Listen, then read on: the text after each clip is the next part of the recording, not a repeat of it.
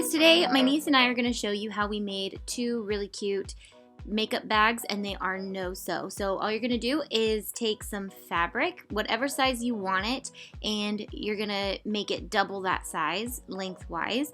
And then we're just going to take a zipper and hot glue on one of the short sides to the zipper. So this is pretty much more explanatory by just watching it, but I'll try to explain to you. So then you're going to take the zipper, open it up, and then bring the other right side to the zipper. And the thing with hot glue is you always want to press firmly once you have glued it so that it seeps into all the fabrics. And if you've ever watched any of my no-sew projects, I always talk about how the fabric needs to be porous for this to work really well. Another trick is to iron it after you have made the seam so that it reheats up the hot glue and it just makes sure it all seeps in really well. So then we're going to close it off, cut off the zipper, open up the zipper, and turn the bag right side out. You can leave the bag just like this if you like the flat square. We're going to hot glue down the zippers, but we're going to decorate it first, and then you can decide if you want to do the corners in the end, because this will also work. So you're going to take freezer paper, cut out a design, and use fabric Mod Podge to just saturate all the open areas of the design. The freezer paper has to be freezer paper though. Wax paper does not do this. It will not adhere to the fabric. So we're just going to dump on some fine glitter. I'm using Martha Stewart glitter, and then I'm just going to take some more Mod Podge and really just saturate all that up. Peel it off while it's wet. So once that dries, you can decide if you want to do the corners by just turning them in and hot gluing them. That will create kind of a base to the bag.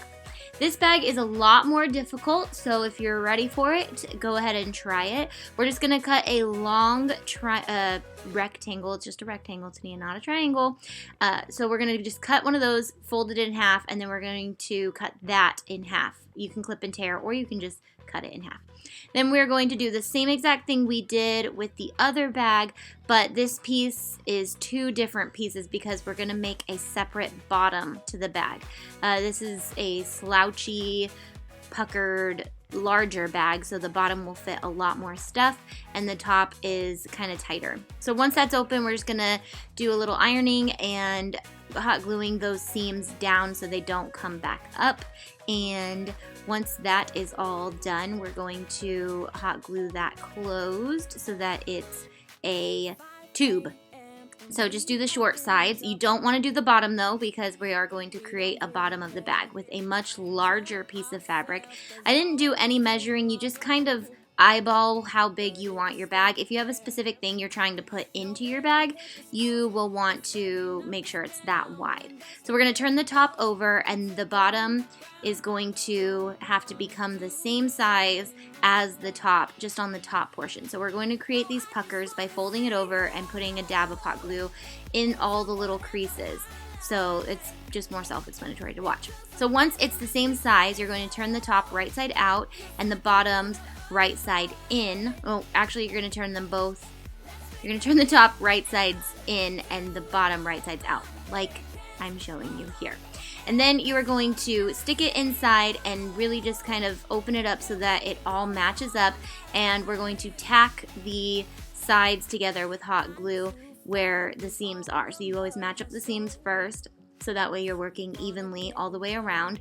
So on one side and then the other side, and then I like to do the four corners basically, and then lay it out and hot glue it all together with one seam and press firmly. This part, I'm not sure if I would iron it, but you could if you wanted to, but it might mess the puckers up. So then we're going to turn the corners in so that it's not so triangular, and pop some hot glue in there and press firmly so that stays closed, and then it becomes a very cute slouchy makeup bag, and it's that simple.